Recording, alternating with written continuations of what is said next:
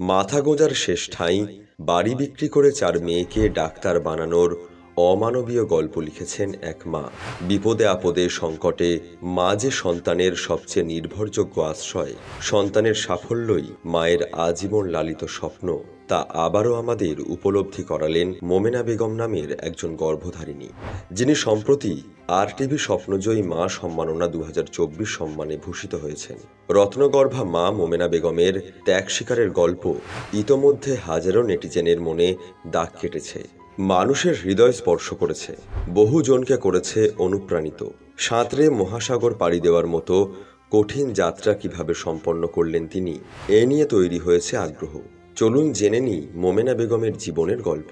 1968 সালে চট্টগ্রামের আনোয়ারায় মোমেনা বেগমের জন্ম।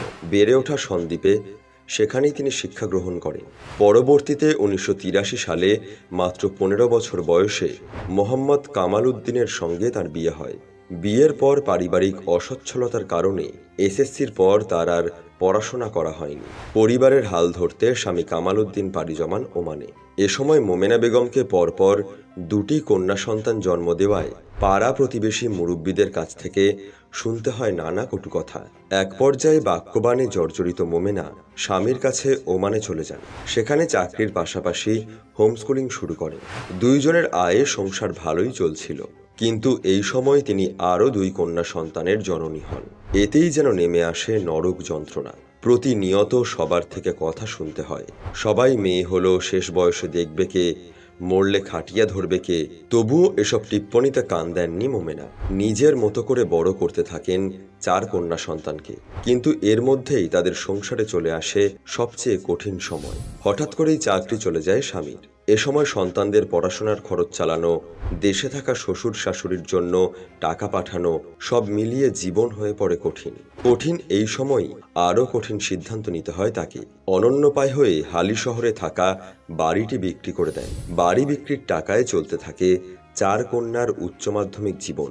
কষ্টের ফল বৃথা যায়নি মোমেনার। মেয়েরাও নিরাশ করেননি। উচ্চ মাধ্যমিক শেষে একে একে বড় মেয়ে কামরুন নাহার দিনাজপুর সরকারি মেডিকেলে, মেজো মেয়ে হুমায়রা তাহাসসুম কুমিল্লা মেডিকেলে, সেজো মেয়ে জান্নাতুন নাইম কুমিল্লা মেডিকেলে এবং ছোট মেয়ে নিগার সুলতানা ঢাকা মেডিকেলে পড়াশোনার সুযোগ পান।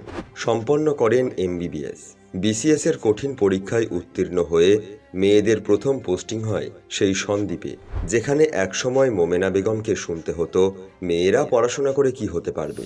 অতীত জীবনের এইসব তিক্ত প্রশ্নের উত্তর দিতেই যেন মেয়েদেরকে সন্দ্বীপে পাঠান তিনি। পাড়া প্রতিবেশী কিংবা লাঞ্ছনাকারীদের দেখিয়েছেন মেয়েরাও পারে।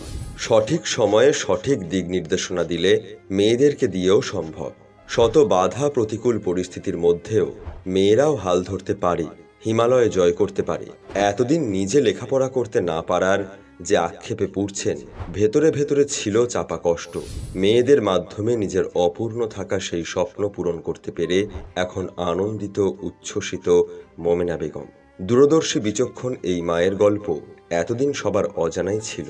যে গল্পটা সবার সামনে আনেন তার সেজো মেয়ে ডক্টর জান্নাতুন নাইম। তিনিই তার মায়ের পুরো জার্নিটা একটা ডক্টরস গ্রুপে শেয়ার করেছিলেন। সেখান থেকেই সবাই এই রত্নগর্ভা মায়ের গল্পটা জানতে পারে, যে গল্প এখন হাজারো মায়ের